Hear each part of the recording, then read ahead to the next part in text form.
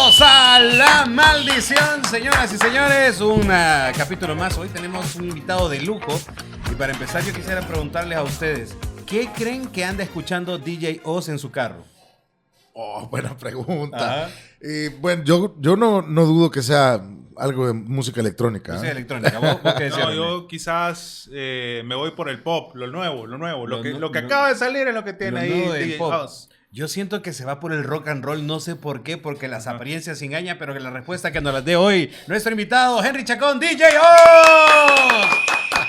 ¿Cómo estás? Gracias, Bienvenido. gracias ¿Qué por la tal? invitación. Me gusta estar aquí con ustedes, compartir un rato y hablar de muchas cosas. ¿Qué escuchas en tu carro? Oz? Escucho heavy metal. Yo sabía, yo sabía, No. yo sabía que rock and roll. Sí, yo creo que por la cabeza. Pero en realidad sí escucho, es mi género favorito, el rock. Sí. El rock ¿Hay pesado. alguna ocasión en la vida en que se haya podido mezclar un poco de rock and roll con el tema electrónico que fue cultura en este Sí, país? de hecho, Prodigy es una de las bandas que fusionó un rock así como hardcore con lo electrónico. Es bien pesado, o sea, se oye bien pesado, pero sí es una fusión de los dos. Interesante. Sí, hubo un Infected Mushroom también, ¿no? Infected, sí, también tenía una subcanción ahí bien metalera ahí, que ellos son como psytrance, se llama el género de Infected. Son un poco pesados también, más de alguna vez creo que incursionaron con el rock, pero sí yo creo que Prodigy podría ser Bueno, una de la esas mejor bandas. banda. hablar Mándame un con, ejemplo. con DJ Oz es hablar de una enciclopedia musical y por eso era la primera pregunta al respecto de eso. Pero bueno, yo creo que sos uno de los padres fundadores de la música electrónica en El Salvador, o el movimiento de música de electrónica que hubo en El Salvador de 2000 para acá. Pero también tuviste tu momento humilde en la radio, ¿no? Siempre lo tengo. Empezaste también en la radio. Sí, bueno, empecé en la radio en 1991. Como todos, pues a llegar a limpiar discos. Empezaste en ABC. Empecé en la ABC, sí, empecé en la ABC. Fue bien curiosa mi llegada porque yo le vendía música a la ABC. Le vendía la música de los programas de rock. Entonces, como yo estaba bien actualizado con la música de rock, después me empezaron a pedir música para la programación normal de la radio. Eso fue del 87 al 91. Ópale. Entonces, ahí fue que me invitaron a que si quería ser parte de la radio. O sea, yo en ningún momento dije, mira, yo quiero ser locutor o dame chance. O sea, no se daba. Yo les vendía los discos y entonces me dieron la oportunidad, les dije que sí y ahí empecé en la radio. Yo pensé que con la radio íbamos a empezar, pero todavía tenemos que irnos un poco más atrás. Entonces, ¿cómo te involucras con la música? Fíjate que, bueno, yo siempre fui bien adicto a la música. Mi papá oía mucha música de todo. Mi primer carta a Santa Claus fue un disco de Kiss, Wow. que creo que fue a los 5 años. No te daban miedo, No, fíjate que siempre me llamó la risa. atención. Me llamó la atención el grupo, quizás porque estaba pintado. Y ahí fue donde empecé a escuchar rock. Entonces, a mediados de los 80s, yo empecé a hacerme de mis discos de vinil y de música en CDs. Y la ABC tenía un programa que era 60 minutos de rock, que yo lo escuchaba, pero a veces decía, puya, se tardan mucho en poner como los álbumes nuevos y todo. Y yo llamé por teléfono y le dije a Nelson Hernández, mira, te puedo prestar mi disco. Entonces Nelson me dijo, sí, tráelos, dale. Entonces se los llevé y cada domingo yo iba, le llevaba mi disco, los ponía y de ahí me los daba. Extraño Hernández. El extraño. Y después ya empecé a venderle los discos de rock a la radio. Mira, y fue, pero pila. Sí, mira, yo quería también hacer énfasis en tu trayectoria porque como dice Rocky, comenzamos en la radio. De hecho, yo pensé que íbamos a comenzar también en la radio. Pero ese fue tu inicio. Para quien no te conoce, tú comenzaste en la radio, ya vamos a hablar de eso, pero has sido director de varias radios. Comenzaste en la ABC, que es la más conocida, Sí. después a la tele, también sos DJ y también ahora sos productor de eventos. Entonces, son varias facetas y estamos empezando con la radio. Sí, entre esas facetas llegó un momento en que hacía todas al mismo tiempo. Entonces, que por eso, antes estábamos hablando, por esa razón yo no quería ser parte de Chivis. Ajá. Porque en ese tiempo estaba como DJ, era el gerente general de Universal Music. Espérate, vamos a hacer el clip. Es que hay un montón de cosas. Henry, cuando vos te invitaron a Chivísimo, ¿vos querías ser parte de Chivísimo? ¿O dijiste, no quiero No, ese fíjate momento que de mi no, lado"? de hecho, me llamó Oscar Rivas, recuerdo, la primera vez que me llamó y le dije o sea, tajante, no, mira, Oscar, no me interesa, gracias, salud. O sea, fue ni un minuto me tardé. Y en ese mismo día, en la tarde, me volvió a hablar y me dijo, mira, pero es que lo que pasa es que nosotros queremos que vos seas. Y le dije yo, y me ofreció que me iban a poner mi número de teléfono en la tele para que me llamaran. Y le dije, mira, Oscar, si yo ya soy DJ Oz de música electrónica, le dije, no soy un DJ como que tengo una disco móvil y que voy a andar haciendo shows. O sea, no soy así, le dije, pero te agradezco. Entonces, ya al día siguiente me llamaron ya de más arriba y me dijeron, mira, ¿y por qué no quieres venir? Entonces ya le expliqué yo que estaba en Universal, en esa época ya empezaba a traer DJs y estaba en la radio, entonces no me quedaba chance. Entonces me dijo, no, mira, pero poné vos tus condiciones. ¿Y cuáles fueron las Entonces condiciones? mis condiciones fue, vaya, 1, el programa si empieza a las 5:30, yo llego a las 5:20. Ajá. Y 2, me tienen que alquilar el equipo de DJ porque no está incluido. Y ya. Y eso fue y me dijeron que sí, Y entonces... después que pase lo que tenga que pasar. Sí, porque mi oficina estaba cerca del canal, entonces yo en 10 minutos estaba ahí. Mira, pero te buscaron porque tú fuiste director de ABC por casi 20 años, ¿verdad? Y Sí. ABC fue un pilar, bueno, de la música electrónica aquí en El Salvador, bajo tu gestión. Sí, realmente, en esa época lo del DJ y la música electrónica sí estaba en su auge y sí quería... y la otra condición que les puse es que yo no iba a tocar reggaetón. Ajá. O sea, que lo que bailaran o lo que pusieran ya cualquier otra cosa, que lo pusieran del máster.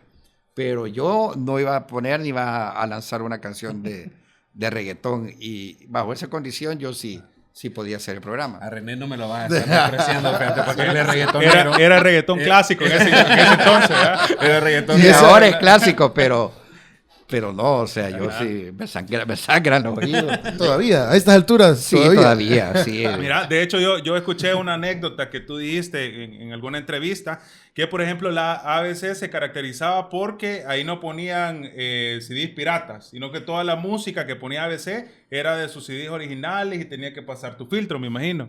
Pues que como yo era el proveedor, También.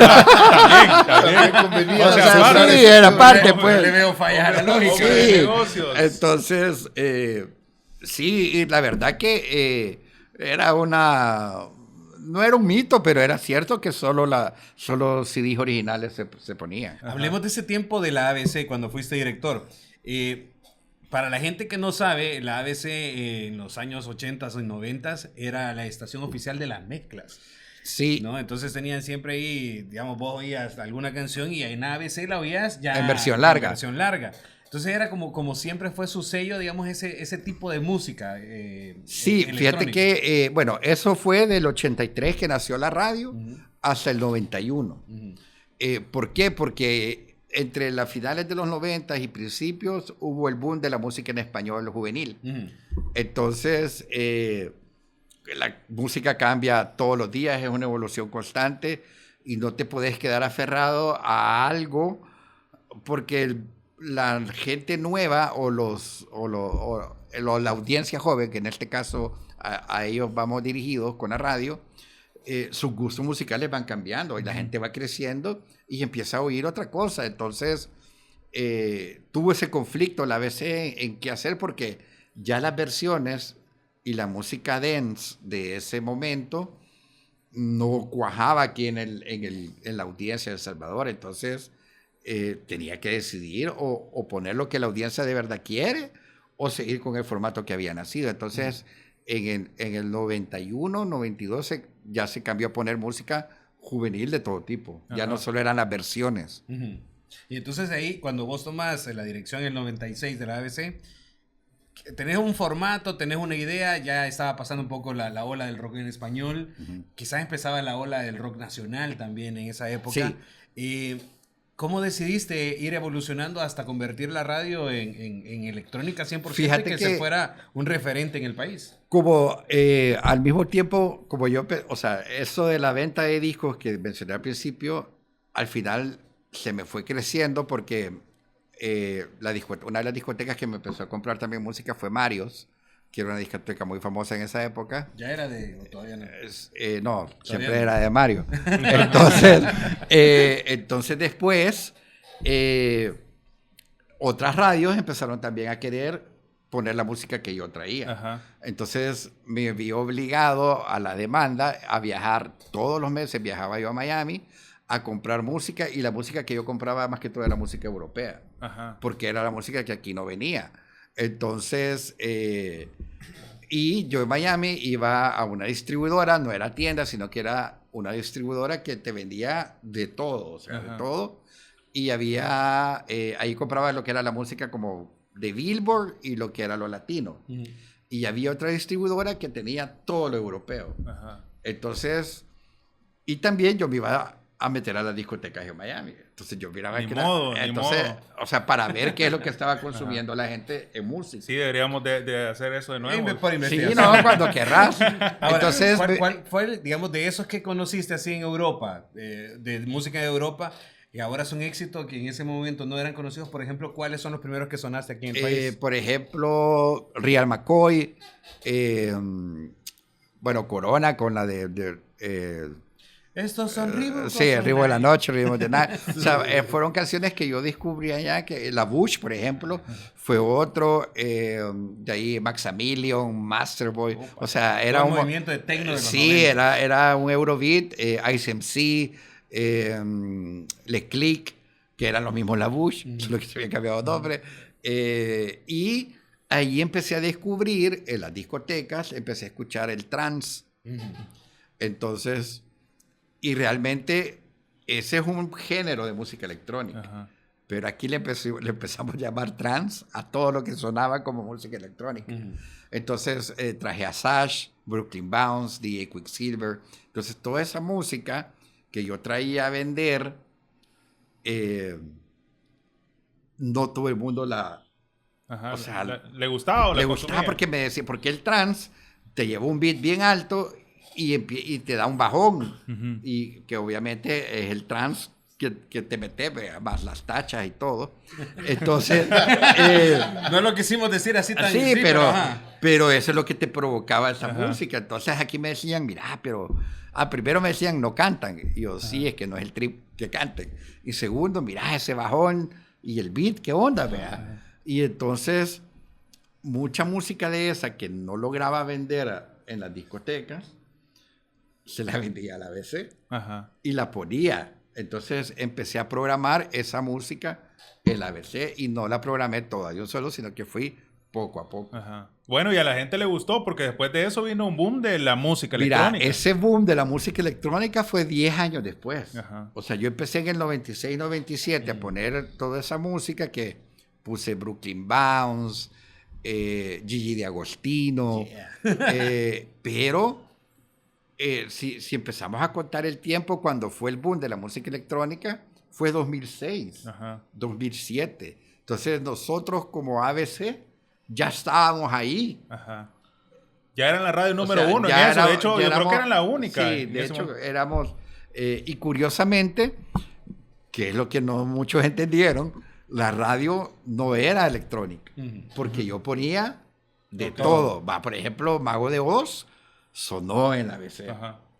Limp Bizkit, Linkin Park, todos esos grupos fueron... Y si tú revisas las 100 mejores canciones de esa década, tú te vas a fijar que las 10 primeras canciones no son electrónicas. Sí. Pero era el cuerpo de la radio. Y la lanza era lo que estaba de moda. Mira, Henry, pero ponían todo este tipo de grupos. Yo me acuerdo de Lasgo en el 2001, por ejemplo. Pero yo no tengo el recuerdo fresco de que en esa época la ABC se haya unido a una ola que hubo de Hard House. No, porque Eso sí no, ¿verdad? no, porque para mí era muy calle, entonces casi nivel reggaetón.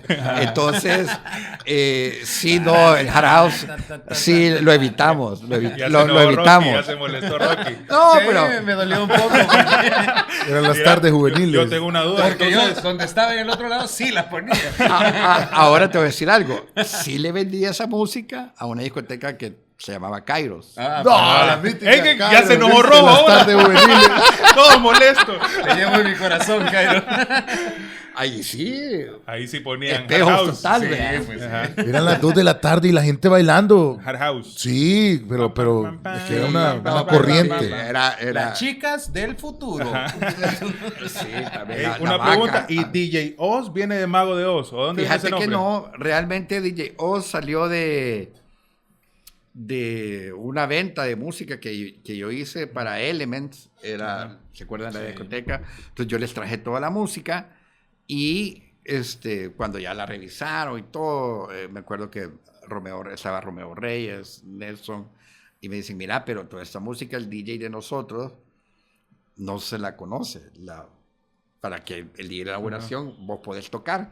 Entonces sí, yo puedo, le dije, no hay problema. ¿Y cómo te ponemos? DJ Oz, poneme. O sea, fue algo que no sé de dónde me salió. Y DJ Oz, poneme. Y realmente así nació el nombre del DJ Oz. Y yo tenía un sombrero que cuando iba a las discotecas en Miami, a la mar andaba ya con su sombrerito tipo cowboy. Entonces yo lo llevé ese día. Y ahí anduve y toqué con el sombrero y toda onda. Entonces, como al siguiente mes que viajé con la música nueva, me dice Nelson Montoya, mira, el otro sábado toca, pero ahí te traes el sombrero. Ajá. Yo, vaya, chívole. Y entonces ya me quedó el sombrero como look, Como parte del look. Y con ese sombrero te recuerda mucho, te recordamos en Chivísimo que salías ahí. Ya tuve que comprar yo de varios colores para hacer match. Yo tengo una pregunta cuando se hablaba de, bueno, esta práctica de ir a Miami, traer música tal vez no tan común en esta región, y traerla al país, también significa de alguna manera que El Salvador pudo haber sido pionero de esta forma de traer música, es decir, de esta música que no llegaba, digamos, a toda la región como tal. En efecto, sí. O sea, el país se convirtió con la radio en ser pioneros con la música electrónica, porque ninguna radio, por lo menos en Centroamérica, llegó a programar música electrónica comercialmente, porque toda esta música era underground y era para discotecas. Entonces, mi trabajo fue ponerlas en radio y hacerlas comerciales. Entonces, por ejemplo, vaya, por decirte un caso, ATV aquí cuando vino la primera vez era lo máximo, era el top, pero aquí en El Salvador, Estados Unidos nunca sonó. No. En radio nunca sonó. Entonces, hay muchos DJs que vinieron aquí que fue gracias al éxito que tuvieron en la radio. Mira, bueno, para que vean que de Estados Unidos nosotros traemos carros chocados, sino que traíamos también buena Ahogados, música. carros ahogados. Inundados. Hablamos de esta época que quizás, pese a que, aunque no te gustara, la música electrónica estaba compitiendo mucho con el reggaetón, ¿no? Al final, ¿crees que la música electrónica perdió la batalla con el reggaetón? ¿Aquí en El Salvador Sí, o mundialmente? O mundialmente. No, mundialmente no. Siento que el electrónico es más que el reggaetón, exceptuando Bad Bunny, porque el reggaetón prácticamente es pura Latinoamérica. Y el electrónico es mundial. mundial, sí. Entonces, y el único que ha hecho lo mundial en reggaetón ha sido Bad Bunny como tal artista. Y te puedo decir que La Gasolina de Daddy Yankee, Despacito de Luis Fonsi, que rompieron también ese molde. Pero paremos de contar con el reggaetón. Pero de ahí para atrás, de ahí en adelante, todo ha sido electrónico. Y de hecho, los artistas pop llegaron a fusionarse con la música electrónica. Mira, nosotros conocemos varios artistas salvadoreños en la parte del rock, en la cumbia. ¿Algún DJ o representante de la música electrónica acá en El Salvador? Mira, actualmente hay varios, sí no tengo como los nombres como ahorita en mente, pero sí yo he visto que hay gente nueva que sí está incursionando con la música electrónica. De hecho, hace como un mes vi que Armin van Buuren había tocado un tema de este chavo que está haciendo música electrónica aquí.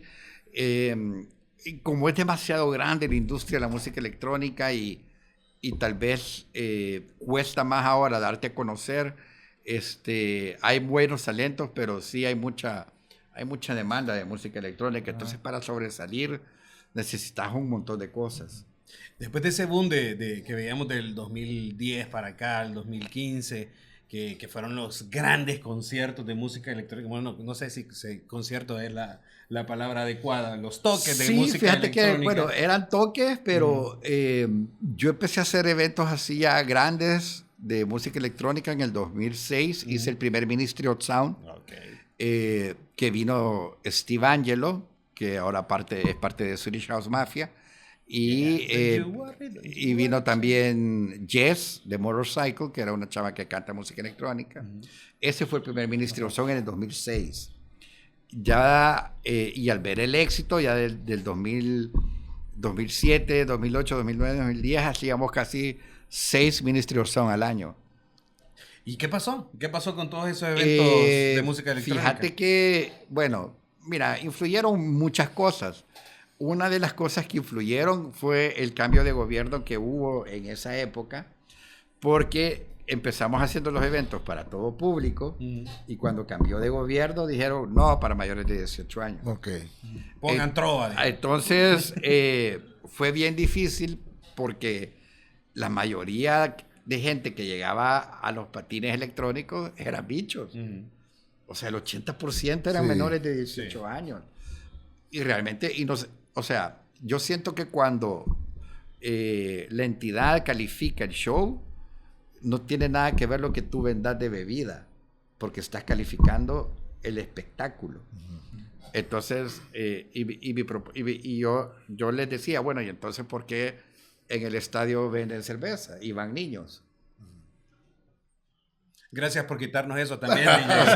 Pero eso fue en esa época, no ahora. Pero, o sea, pues sí, entonces, porque el fútbol es un espectáculo también. Sí. Entonces, pero ahí sí puede ir todo el mundo, pero a los eventos de música no puede ir todo el mundo porque se vende alcohol. Entonces, para mí no tiene lógica eso. Entonces, eso hizo que disminuyeran los eventos y que ya no se llenaran como antes. Entonces, el interés de los patrocinadores ya no fue el mismo. Perdón, dale. Ese momento tal vez yo recuerdo algunos eventos grandes también, cuando yo estaba muy joven todavía. Él creo que los vivió más, pero yo estaba más joven. Creo que no te dejábamos entrar ahí. Y yo recuerdo que eran, o sea, fiestas fiestas tóxicas. Sí, de terminar, o sea, hay fiestas en las que vos te vas en medio, ya, pero hay fiestas como esas que vos te quedabas hasta el final. Creo que, no sé si hay alguna anécdota o recuerdo de esas fiestas, cómo eran acá. Fíjate que, mira, realmente eran fiestas o conciertos bien atípicos porque empezábamos a las 7 de la noche y terminábamos a la 1 de la mañana. Porque habrían los DJs nacionales, que eran los del ABC, y después venía el internacional, o sea, era uno tras de otro, y la gente de verdad se iba hasta el final. Y bueno, la vez que vino Steve Angelo con el Ministry of Sound, yo tuve que desconectar el equipo. Ya no se quería ir porque nadie. el chavo no se quería, bueno, primero nadie se quería ir, y Steve Angelo no quería dejar de tocar, y la gente de la feria me decía, hey, ya, o sea, ya no puedes seguir. Y, o sea, fue un pleito hasta que yo le dije a Steve Angelo, o terminás o te desconecto. Y terminamos desconectando. O sea, le apagamos. Se lo apagamos. El chavo siguió tocando y ya nada. Pero era un furor. Era un furor de verdad. Esas fiestas y esos patines. Claro, yo trataba de emular el Ministry of Sound de Londres aquí. Entonces, traía go-go dancers, traía toda la decoración del Ministry of Sound, traían paletas de dulce, globos, o sea, todo eso a la gente era nuevo, pues. Era nuevo porque ibas a ver un chavo que estaba tocando música, no ejecutando ningún instrumento. ¿Hicieron una franquicia Ministry of Sound? Sí, es una franquicia. Sí. Es una franquicia que pagábamos los derechos por hacer la gira, porque es el Ministry of Sound Tour, y llegamos a un acuerdo porque sí, ya empecé a hacer yo 6 eventos al año, pero yo era el encargado de contratar a los DJs. Ah, ok. O sea, no... y de hecho, cuando traje a Armin van Buuren, el Ministry no me creía que yo lo había contratado y me pidieron el contrato. Entonces, o sea, porque ya era un DJ bien grande. Sí. Entonces, yo ya les mandé el contrato y todo, y dijeron, bueno, ok, porque el arte tenía que regirse como el Ministry of Sound. Ellos tienen los lineamientos del arte, okay. O sea, no se podían alterar. Era como verificando que sí era Armin van Buuren. Sí, que sí era Armin van Buuren. No el de Guatemala. Mira, ya hablando de tu faceta como empresario, como productor de eventos musicales, ahora que traes diversos grupos, ya nos vas a contar al respecto, pero en ese entonces que era más que todo música electrónica, digamos, ¿qué excentricidad tenían estos artistas? Porque siempre dicen que quieren uvas, que quieren no sé qué. Bueno, no, fíjate ¿Qué tipo de personas son los súper normales. Mira, la verdad que no tuve, y hasta la fecha creo que solo Steve Aoki es el que me ha salido con alguna astralidad. ¿Qué te pidió? Me pidió un... 60 pasteles. No, ya te voy a contar lo de los pasteles, pero Steve Aoki colecciona cartas de Pokémon. Ajá. Entonces, sí, entonces en el rider venía que yo tenía que darle un special box set de Pokémon. Y también viene calzoncillos amarillos con negro. ¿Pero por qué? De una marca en específica. De Pikachu. Y quiero ver qué otra cosa venía ahí. No, creo que solo esas fueron las dos cosas, como yo dije, qué raro. Entonces, y antes de mandarme el contrato, me volvieron a preguntar lo del box set, de que si de verdad yo lo iba a dar. Mira, los calzoncillos te los perdonamos, pero... Entonces, ¿qué tan difícil era conseguir ese box set? Cuando aquí no estaba el box set, entonces me dijo, bueno, no te preocupes, vale tanto y él lo va a llevar. Entonces, a él le pasaba las bolas a su cuenta. Y así nos tocó. O sea, le mandamos las bolas del ese set y de hecho lo trajo. O sea, venía con él y en el camerino lo estuvo ahí. Ese era un ritual previo. O sea, sí, eso es lo único que yo dije, vea, qué raro. Y también de ahí cuando trajimos a Dimitri Vegas y Like Mike, que son los residentes del Tomorrowland, sí. Me mandaron el rider. El rider es todo lo que tú ocupas para poder producir el evento y los requerimientos que el artista te pide. Entonces en el rider venía un cuarto de juegos. O sea, te pedía el PlayStation de esa época, el Xbox de esa época, y te pedía la cantidad de juegos que tenías que tener y todo eso. Y de ahí venía el rider del catering. Y empecé a ver el catering de bebida.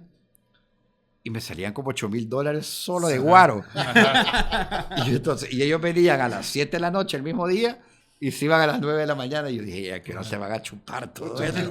Entonces, escribí a la agencia y dije, mira, estoy leyendo el rider y este rider es el del festival del Tomorrowland, el que me están mandando. Que es entendible, pues. Ahí sí. Entonces, yo no te puedo poner esta cantidad de bebida alcohólica. Decime realmente qué es lo que se va a tomar, pues, pero real. Entonces, ya entre el estilo y el coge, llegamos a 1,800. Todavía que es bastante para mí. Me sobró, se lo acabaron. Fíjate que lo que sobró se lo llevaron. Tal cual, lo que sobró se lo llevaron. No le pierden. Y se lo llevó el manager. Para el viaje. Sí, te viajaron 5, pues, tú decías que van a chupar los 5 porque vas a trabajar, pues, entonces, ¿cómo vas a chupar? Entonces, pero sí es lo que más... Y a nivel de otros grupos, por ejemplo, ¿quiénes son más exigentes? ¿Los que fueron famosos antiguamente en los 80, en los 90, en los 2000, o los que están de moda ahora? Cada quien tiene su luna, pero realmente yo no he visto como nada excéntrico que hayan pedido que vos digas, no, se pelaron. O sea, no. 60 rosas. Sí, no, la verdad que no. A veces, o sea, lo que te piden es, por ejemplo, la vez que vino Guns N' Roses, pidieron un sauna. Y tenía que ser rojo con negro. Ok. Pintado de rojo y negro. Pintado, o sea, todo, y te pedían Y un piano. una ahí. vela. Eso es el camerino. Ese es para el camerino. Unas velas, el color de la Ay, vela. ¿en el camerino? No, en el camerino. A la madre, yo pensé que en el No, hotel. en el camerino. Ajá. Y se les hizo ahí en el estadio Cucatlán. Ajá. Se les hizo y el chavo, por eso es que salió tarde. Porque No salía del jacuzzi, chavo- del sauna. estaba esperando a las 12 de la noche ir en el El sauna. chavo es el típico rockstar. Ajá. O sea, él venía con sus groupies y se metió al sauna y esperara a que él saliera, brother, de ahí.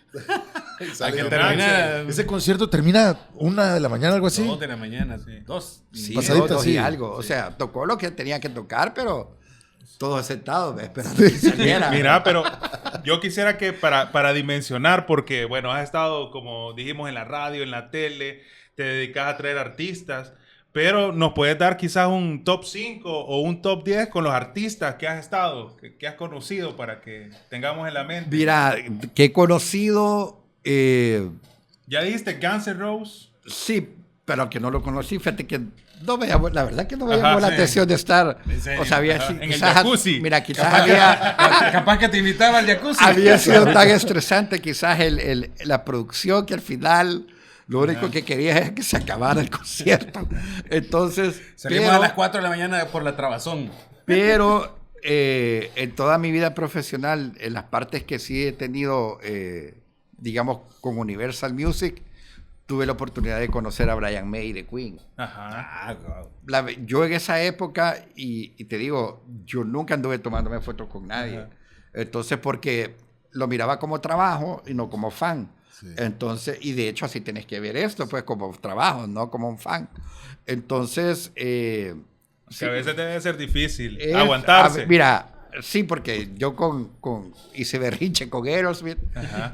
o sea, porque no, la foto era grupal Ajá. y yo quería solo yo, entonces, y lo logré, pero casi me sacan del concierto. Pero sí, no, vaya, por ejemplo, Brian May, que para mí es una gran personalidad, conocerla, platicar con él y todo. Después Aerosmith, que Ajá. sí tuve la oportunidad de verlos. Y después como que ahorita es como que un poco más chill ya hablar con los artistas y por cuestiones creo que lo de las redes sociales y todo ese tipo de cosas. Scorpions, conviví mucho con Scorpions. Bueno, la embajada de Alemania nos invitó a cenar. Fuimos a cenar con ellos, o sea, hizo... Humildemente, aquí cenando con Scorpio. Unas pupusitas. Sí, la verdad que fue algo bien, bien chivo. Megadeth también, Dave Mustaine, que toda la mara cree que es un ogro ahí. Pero no, es bien cool, o sea, todos se portan bien, platicas con ellos. Eso es lo personal. Marshmello también es una persona muy agradable. ¿Lo viste sin máscara? Sí, lo vi sin máscara. Ok. Lo vi sin máscara, yo lo fui a traer al aeropuerto. Hubiera sido chistoso antes del avión. Sí, pero eso sí, cuando sale ya de su habitación del hotel, ya sale con la máscara, ya no se la quita. Pero sí, Marshmello puede ser. David Guetta, bueno, David Guetta la primera vez que lo traje, lo fuimos a traer en un microbús, pero microbús. En la costa. Ajá, casi. En la 42. Ajá, y me acuerdo que en el aeropuerto me encontré 2 cheros míos que venían en el mismo vuelo de David Guetta, me pidieron ride y los metimos al microbús y veníamos todos ahí Parados. sí. O sea, David Guetta vino sin manager, o sea, esa vez. Entonces, y te digo, todo súper cool, ¿me entiendes? Entonces, Pitbull es una gran persona Grande también. Pitbull. Ajá. Yo hice la gira de Pitbull aquí en Centroamérica, Guatemala, Honduras y Nicaragua. Después lo llevé a un evento privado a Guatemala. Y es un tipazo. Sí. La verdad que creo que como artista es una de las mejores personas que he conocido. Y yo creo que cuando Pitbull vino estaba en el Prime. Fíjate Sí. que sí, yo lo traje cuando estaba con la de I Know You Want Me. Ajá. Que estaba, y él, de verdad, nunca se le olvida que yo lo traje por primera vez aquí a Centroamérica. Entonces, es de las personas que me dio su número de teléfono, me dijo, mira, cuando llegué a Miami, ahí está mi casa, ahí... Wow. ¿Y le tomaste la palabra? Y literal, o sea, literal, porque te tuve la oportunidad de viajar a Miami y él iba a estar tocando con Enrique Iglesias, Pitbull y no sé si era Ricky Martin el otro. Era un show que era en el Miami Arena y le escribí, le dije, mira, estoy aquí en Miami, te quiero saludar. Venite al concierto, me dijo. Te voy a dejar las entradas en el afuera del Miami Arena y cuando estés ahí me escribís. Llegué, ahí estaban mis entradas, le escribí, me llegaron a traer, me llevaron al camerino, o sea, conocí a Enrique Iglesias, a Ricky Martin, o sea, todo, o sea, el tipo, te digo, tipazo. Yo siempre había querido hacer esta pregunta, pero no había encontrado la persona a quien hacérsela. ¿Cuál es tu contacto más famoso en el teléfono? En mi teléfono. Ajá. Pero famoso en qué sentido. Famoso así, famoso. No me va a decir, no, el manager de no sé quién porque no es tan famoso. Sí, pero no, así porque que, sí que le puedas hablar, pues decir, ¿qué onda? ¿Cómo estás? Que le podamos. Fíjate que era. Hola, príncipe de Era Pitbull, porque ya no, cuando cambié el teléfono ya no. No ya, puede ser. sí, perdí el número. Siempre nos escribimos, pero me da no sé qué decirle, mira, mándame tu teléfono otra vez. Pero sí era Pitbull. Pitbull. Sí. Ok. En el BlackBerry que tengo de recuerdo, ahí está. Ahí está el número de Pitbull. Ahí está. Yo que a decirte, hablemosle a Pitbull, a ver, que nos mande Sí, un de saludo. ahí. ¿Qué más? Alan Walker creo que lo tengo, pero no es, o sea, lo tenés por cualquier emergencia, pues no es porque te hiciste chero, pero sí, cherada, Pitbull. Pitbull. Y sí se puede llegar a ser amigo de los artistas. Fíjate que sí, pero es paja que, o sea, es mentira que, bueno, hay artistas que vienen y ni siquiera te da el tiempo de verlo. Luis Miguel ni siquiera lo puedes volver a ver, pues. O sea, vos lo traes y ni lo puedes saludar. Entonces, es bien difícil, como te digo, es un trabajo y tenés que verlo como producto, pues como que vas al mercado y compras la carne, la asas y la vendes igual. ¿Entendés? Entonces, es bien poco. Con los DJs es como que más chill porque solo viene él y el manager. Entonces, yo cuando al principio que yo hacía todo, yo lo iba a traer al aeropuerto, lo dejaba en el hotel, o sea, yo hacía todo. Entonces era como más cercana la comunicación y pues obviamente te daban sus números de teléfono. Bueno, Benny Benassi también fue uno de ellos. Y ahí... Pero no crees que al día siguiente, hey, ¿qué tal? ¿Qué onda? Sí, o sea, no, pues lo que es... ¿Qué onda, Benny? Ajá, es simplemente trabajo y con el que sí realmente te puedo decir que se dio como tal vez una amistad y fue con Pitbull. Y bueno, no sé si ustedes tienen pregunta, pero a mí me emociona mucho esto de traer los artistas y conocerlos y toda la cosa. ¿Te pasó alguna vez que tenías muchas expectativas con un concierto y que no funcionó? Sí, pasa. Me pasó con Juan Magán la primera vez y me pasó con Paul Oakenfold. Esos son como que los dos que sí, yo dije, no era aquí. Y Juan Magán, Juan Magán me entendí que de verdad la gente de música electrónica era de música electrónica. Porque Juan Magán lo traje cuando salió El Verano Azul, que fue un hit. Sí. O sea, yo dije, no, hombre, que voy a tener yo 3,000 personas. Ni 1,000 llegaron. O sea, fue algo bien.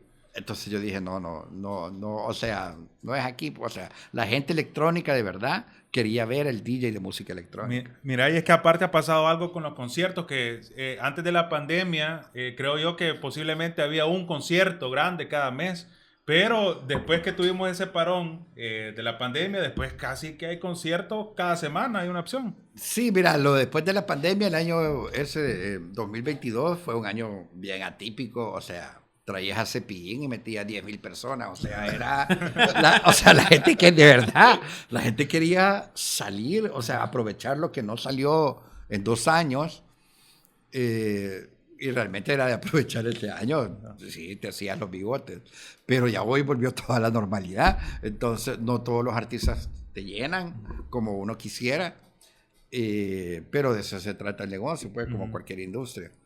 Mencionaste algo de la embajada de Alemania, perdón. Sé que hace como 1 año, 2 años estuviste allá de intercambio, ellos te llevaron. Sí.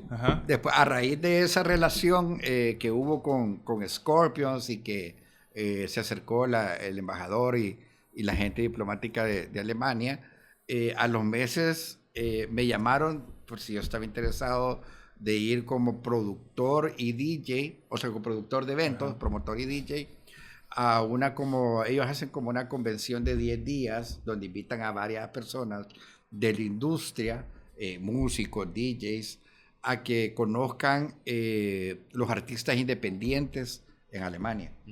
Entonces, yo dije que sí, obviamente, y llenas un formulario, porque hay un proceso para que... Porque sos un invitado de la embajada. Es invitado del gobierno de Alemania, entonces, pero en Alemania le llegan no sé cuánta cantidad de inscripciones para ver si los aceptan, y ahí hacen la depuración y ya éramos 14 en total.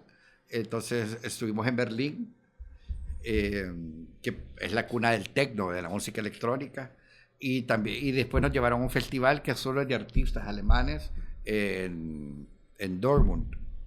Sí, en Dortmund. Ahí fue, y con eso se terminaba como digamos la... ¿Y a dónde está mejor la fiesta? ¿Ya en Alemania, en Miami o en El Salvador? A mi gusto quizás en Miami. O sea, Alemania es otra onda, de verdad, porque nos llevaron a un club. Mira, nos llevaron a un club que se llama... se me olvidaba el nombre. Pero era un banco, o sea, con la guerra... Ya me voy a acordar, con la guerra, un banco quedó destruido, menos la bóveda. O sea, tiene el nombre no sé si en alemán o en inglés, pero en español vendría siendo la bóveda, donde guardaban el dinero. Ahí es el club. O sea, y es subterráneo. O sea, mira, en parte.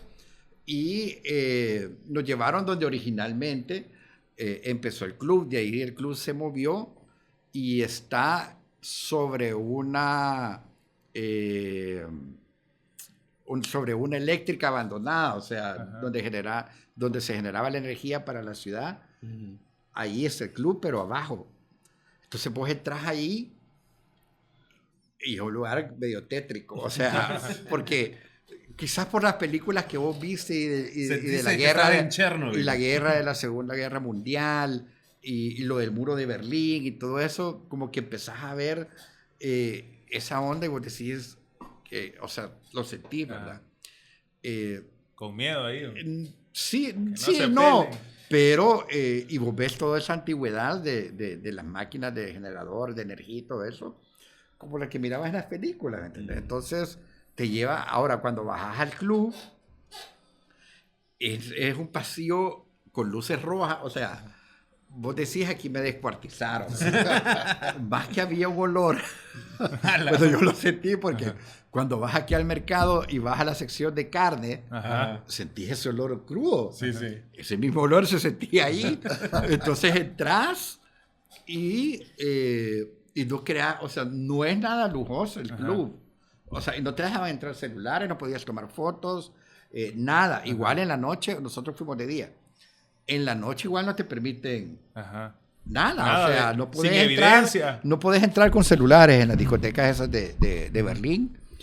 Y vos ves ahí, o sea, Alicia en el País de las Maravillas se queda chiquito. Con todos los personajes que vos ves en la discoteca. ¿Y en Miami? No, en Miami es más glamour, es más moda, es más fashion, es más bonito, ¿me entiendes? O sea, el Berlín es crudo, o sea, es crudo como la música. Yo siempre he dicho que, por ejemplo, el idioma alemán es como muy fuerte, ¿no? Sí, es tosco. Tosco. Entonces, imagínate una canción romántica. Dars, dars. No, o sea, pero hay que entenderlo. O sea, culturalmente es otra onda. O sea, de hecho hubo uno de los expositores que tuvimos un día.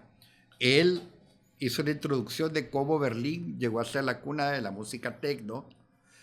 Y en un principio la música techno no cantaban. Y no cantaban porque era el idioma del enemigo. El inglés. Entonces hacían la música pero no cantaban porque era en inglés, entonces no ibas a cantar el idioma del enemigo. Entonces, por eso la música era instrumental. Vaya dato, vaya Fue un dato. dato bien interesante que... Henry, y aquí en El Salvador, ¿qué gana a la hora me imagino que te sentás con tu equipo y decimos, vamos a programar el año 2025 y tenemos la probabilidad de traer a tales y tales artistas. ¿Qué pesa más? ¿La nostalgia, la moda o cuáles son los parámetros que toman para que vengan los artistas? El parámetro es el billete que vas a hacer trayendo al artista, para ser claros. O sea, porque hay muchos artistas que quisieras traer, pero sabes que no vas a generar venta, ¿me entendés? Entonces tenés que evaluar como que todo eso, quién es el que te va a vender boletos. Esa es la parte principal. Pero que vende más entonces, la nostalgia o lo nuevo. Hay de todo, hay de todo. Hay tanto nuevo como nostalgia, o sea, pero no es todo. Tenés que saber también qué traer, porque uno puede decir, vaya, a mí me encantaría traer muchos grupos de los 80s o 90s, pero no toda la gente va a ir a verlos, o sea, es mentira. Tiene que ser un grupo bien consolidado. Vaya, por ejemplo, uno de los conciertos que más se ha llenado aquí ha sido Iron Maiden. Sí. Vaya, el próximo 2 de mayo traemos a Judas Priest, ¿verdad? Que son grupos que nunca te imaginaste que iban a venir aquí al país. Entonces, pero a pesar de que Judas Priest y Iron Maiden son de la misma época, más no es el mismo potencial de gente que va a llegar a verlos. O sea, Iron Maiden fue estadio, Judas Priest es afuera del estadio. Sí. Es como fue Megadeth también. Entonces... pero si viniera el Buki, fuera si el viniera, estadio completo. mira, Marco Antonio Solís es un artista que siempre ha llenado estadios. O sea, mínimo 15,000 personas, ¿me entiendes? Mínimo. Yo me acuerdo un concierto. Igual Aventura. También. El único que ha hecho Dos fechas en el gimnasio. Ajá. Sí, Fueron 2 fechas, que 2 fechas de gimnasio es un estadio. Entonces, bueno, y el año pasado que vino fue sold out en el estadio. O sea, son artistas bien, no raros, pues, pero sí, a mí me cuesta entender cómo llena Aventura. Pero sí, o sea, a mí no me gusta, pero lo voy a traer con gusto. Yo escuché de un empresario que traía a los artistas que antes había un mapa, del mundo, y ahí habían países que estaban en rojo, que los artistas no querían venir. Entre esos países en rojo estaba El Salvador. Entonces, ahora yo creo que ya desbloqueamos esa fase. Mira, eso también a veces influye, pero prácticamente el artista que viene es porque le pagás. Ajá. No le importa dónde va. Así tal cual, Ajá. o sea, y al final, si vos le llegas a lo que el artista quiere, él va a venir. ¿Y qué artista faltaría? Porque yo, por ejemplo, Sí, hay un montón. no ha venido, te podría decir, Katy Perry, no ha venido Coldplay, Dua Lipa. Dudo que vengan. ¿Por qué? Mira, son muy caros y no hay la cantidad de gente para poder sacar esos eventos. Por ejemplo, vaya, no somos Costa Rica. Ajá. Costa Rica es menos gente, pero tiene mayor poder adquisitivo y la infraestructura es más grande. Tiene un estadio de 50,000 personas.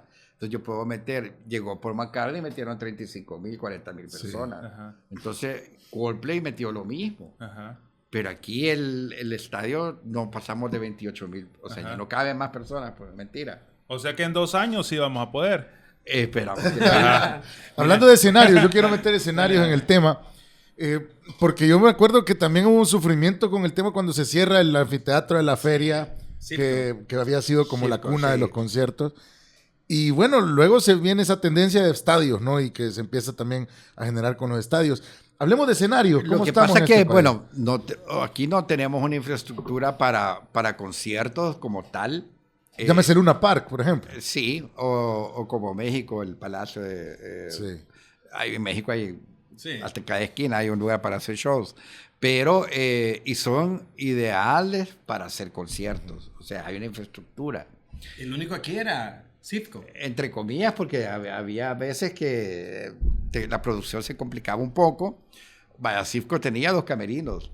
El principal para el artista y el otro para los músicos. Pero a veces los músicos eran como 30. No cabía. No cabía. Entonces teníamos que ingeniarnos para poder hacer esos camerinos. Entonces imagínate ahora que no hay, ocupamos lugares abiertos. Entonces, para poder hacer ese tipo de shows. Y ahí, por ejemplo, el complejo del Estadio Cuscatlán es una cancha grande. Es una cancha grande que nosotros adecuamos para hacer los shows. O sea, nosotros construimos los camerinos, o sea, armamos camerinos, vaya, por ejemplo, Judas Priest trae un cocinero y él ha pedido una cocina completa para cocinar ahí. Ahí mismo cocinan ahí y comen. Mismo cocinan, ahí mismo comen. Y es una cocina completa, pues, que tiene la cocina, el fregadero, o sea, todo lo que una cocina de real y de verdad profesional lleva, te la están pidiendo porque ellos traen su cocinero. ¿Cómo es la rutina de un artista que viene a un concierto? Porque yo entendería que, por ejemplo, estos que son muy famosos llegan, y lo que decías, ¿no? Llegan 10 minutos antes del concierto, tocan y se van en su super camioneta rápido al aeropuerto o lo que sea. Pero aquí ya estás hablando de dos casos de que quieren que ahí le pongas su sauna y el otro que quieren que se ponga su cocina. ¿Cómo es, digamos, un día normal de concierto para un artista grande? Fíjate que, bueno, generalmente los artistas, hay unos que vienen un día antes del show, otros viajan en su avión privado, vienen el mismo día del show. Entonces, vienen, van al hotel, descansan, van al show, terminan, van al hotel y al día siguiente se van. O sea, es raro el artista que quiera conocer el país. Sí, bueno, Steven Tyler salió él solo caminando del Hotel Inter y salieron todos los seguridad detrás de él. O sea, él bajó como... Acaba de pasar un señor chiquito ahí, ¿tú sabes dónde? Como cualquier peatón, ¿me entendés? Y salió a caminar. Creo que llegó hasta... Hay por metro. Yo creo que llegó hasta el Benjamin Bloom. Sí, caminando. Y de ahí dio la vuelta y se regresó. Otro también que se peló, me acuerdo, fue Rubén de Café Tacuba. Ajá. Estaba hospedado aquí en el Hilton, que ahora es Hilton, y salió, agarró la 52, se subió y se fue al centro, él solo. No sabía ni para dónde iba, seguro. No era el centro de ahora. No era el centro de ahora, exacto, no era el centro de ahora. Y regresó, o sea, ahí nadie se dio cuenta, brother, o sea. Pero de ahí es bien, por ejemplo, el batero de Scorpions sí pidió que quería ir a pescar. Entonces, no sé quién consiguió un lanchero del Majagual, lo llevaron al Majagual temprano y pidió que fuera el mismo día del concierto. Como que eso lo relajaba a él. Y fue a las 4 de la mañana y venía feliz, o sea. Como si nada. Como que si nada. Pero ellos vinieron 4 días antes del concierto, porque aquí empezaba la gira. Entonces pidieron 4 días antes, que no fue gracia para mí que vinieran 4 días antes, pero ni modo, ya vinieron 4 días antes y entonces ellos tuvieron como más tiempo para conocer el país. Y pasa que cuando inician las giras a veces hay como más problemas técnicos porque se están adecuando, ¿no? Sí, y recuerdo a Alejandro Sanz que no se podía las canciones. Fue una gira que la empezó aquí, sí, también puede no ser, se podían las canciones. Ahí no estaba yo todavía. Pero, y te piden, vaya, Scorpio nos pidió tener un lugar para poder ensayar. Adentro. No, fue en un estudio. Ok. Entonces, porque sí era el primer show, pues entonces como que te piden, son cosas, o como cuando vino Black Eyed Peas. Contanos eso, porque yo todavía estoy esperando que venga la Fergie. Sin Fergie. Cuando vino, pero voy a contar lo que estamos hablando ahorita. Por ejemplo, will.i.am estaba produciendo y haciendo unos remixes para los 25 años de Thriller, del álbum de Michael Jackson. Entonces él necesitaba un estudio porque tenía que mandarle unas cosas a Michael Jackson. Entonces me hablan a mí, yo consigo el estudio y del aeropuerto me fui con will.i.am. Ese era otro número que tenía, fíjate. Pero bueno, del aeropuerto lo fuimos con will.i.am y estando en el estudio le hablamos a Michael Jackson. Le hablamos a Michael Jackson, yo lo saludé y le dijo, mira, ya terminé esto, creo que le mandó Thriller y la otra era Billie Jean, ya la bajé, no sé qué, bueno, idioma de ellos, hablaron ahí y ya se las mandaron. Y de ahí, bueno, lo llevé al hotel, pero como empezamos a hablar de música, En ese tiempo will.i.am había sacado una canción de solista que tenía la base de la canción de Magazine 60 de Sancho Panza. Ajá. ¿Puedes creer que no sabía ni siquiera cómo se llamaba la canción? O sea, a él le dieron el sample y lo usó, pero ni siquiera sabía cómo se llamaba el artista ni el nombre de la canción del sample que estaba usando. Entonces yo le dije, porque aquí había sido bien famosa esa canción, y ahí, bueno, empezamos como a hablar, te haces más chero, y realmente fue una buena experiencia, pues, llevarlo al estudio y todo, y ya. Y a todo eso la Fergie comiéndose las conchas. No, pero la Fergie... ¿Vino o no vino? Vino, Sí, sí vino. vino. ¿Por qué no cantó, pues? Vino, Porque no se enfermó. Se enfermó. Sí, Grave. Ajá. No, mira, de verdad se enfermó grave, no podía ni levantarse. Sí le llevamos un médico. El médico fue una vez y dijo, miren, yo la voy a inyectar para que tal vez se ponga de pie en 1 hora. Es como la llevaron aquí, le dieron una acetaminofén nada más. Pero no, o sea, llevaron el seguro. Pobre bicha. ¿Y se sabe qué le pasó? Se puso mal, pues creemos que se intoxicó Con con lo una que concha. comió. Y no se sabe qué comió. Pero no sabemos qué comió.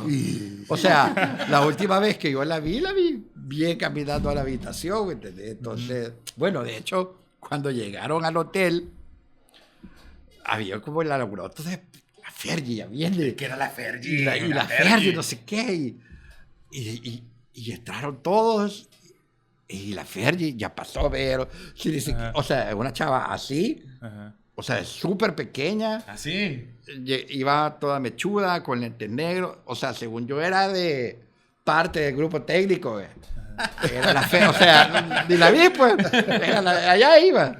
Entonces, eso también pasa, ponerle en los eventos y en los shows, que hay gente que pasa desapercibida realmente.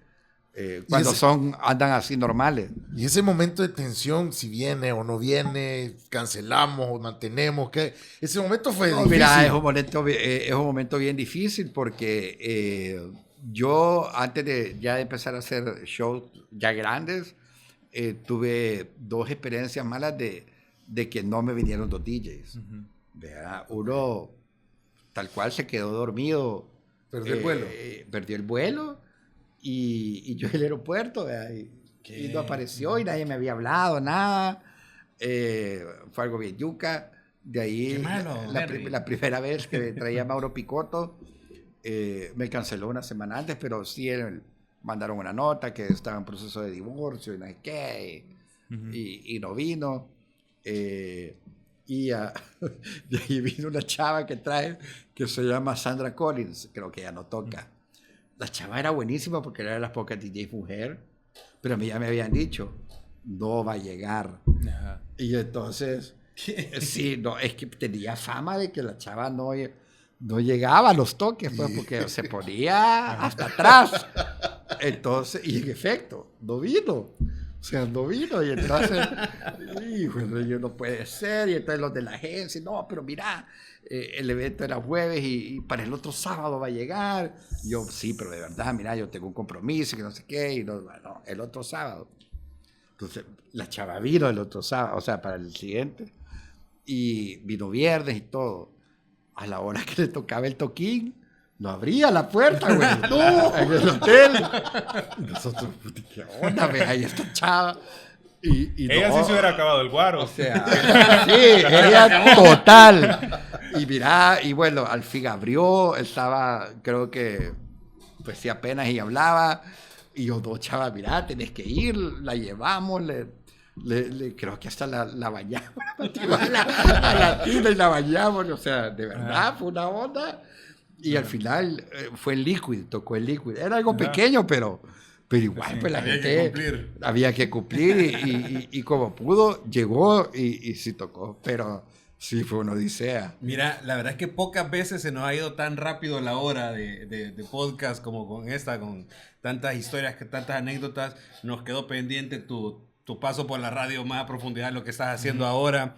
Nos quedó pendiente ahí también la época de Chivísimo, que no la tocamos, y mucha gente es muy apasionada de esa situación. Así que yo creo que estamos invitados para una segunda parte. Cuando quieran podemos tocar por temas. Mira, pero hay que decir, ahorita sos el director de... Ahorita estoy de Radio director Club. en Radio Club Ajá. 92.5 y estoy con la empresa de Star Ticket, que somos los que traemos los shows. Que nos va a dar turno para hacer un programa, dice ahí. Que por cierto, viene Carlos Vives el 8 de mayo, no se lo Ok. pierdan. ¿Alguna otra primicia que quieras decir en ¿quiénes este vienen? año? ¿Quiénes Mira, vienen? sí, en noviembre traemos una banda de rock, no puedo decir el nombre, es Estadio A Cujetlán. decir, iba yo. Pero es buena. Una pista, una pista. fuerte. Estadio Cujetlán, sí, fuerte, fuerte. O sea, solo les puedo decir que va a llover en noviembre. Ay, vuelve, vuelve. Clic, Ay. clic, clic, clic. Así que vaya listando el Vaya bis. listando el billete. Viene Carlos Vives Y hoy no va a venir a la medianoche, hijos. y también Carlos Judas Vives Priest, ¿no? el 8 de mayo y Judas Priest lo tenemos el 2 de mayo. Esos son los más próximos. Así es. Se espera lleno, ¿ah? El de Sí, Judas se espera, Priest. el de Judas, sí, viene mucha gente de Guatemala y Honduras. Sí. Porque Acostumbra a venir mucha gente. es el único país de Centroamérica que viene. Qué bueno que ahora tenemos eso. Antes era todo Guatemala o Costa Rica, ¿no? Pues somos los únicos que los hemos pagado. O sea, mira, Ojalá que venga. sí, la verdad que yo creo que el país, yo siempre he considerado que es un país muy rockero, El Salvador, y yo siempre he apostado, la verdad, por los grupos de rock, que es lo que, aparte que a mí me gusta, pero siento que como país es bueno darle a la gente cosas que muy difícilmente puedan venir a cada rato, sí, realmente eso, pues, que esa ha sido siempre mi filosofía cuando yo empecé en este negocio de la industria del entretenimiento, de traer cosas que de verdad no solo las podíamos ver en televisión o ahora en YouTube o internet, sino que nosotros como país nos merecemos también ese tipo de artistas y ese tipo de shows, y eso fue lo que más me motivó a mí con la música electrónica. O sea, yo quería que El Salvador brillara como lo hacía Alemania, Italia, Inglaterra con la música electrónica. A ver si traes a Sabina. Sí. Por favor. No, y, Esa era la despedida. y si quieren algún artista que comenten. Comenten a Aquí ver. está él, comenten, el hombre. aquí. Él los trae. Vea, y nos pueden mandar un adelanto también. Bueno, Henry, te agradecemos que hayas estado con nosotros. Gracias a ustedes por estar ahí también. Compartan, sean parte de esta maldición, suscríbanse y por supuesto los esperamos la próxima semana. Gracias, muchachos. Gracias. Gracias. Saludos Hasta para la próxima y que viva la maldición. Chao.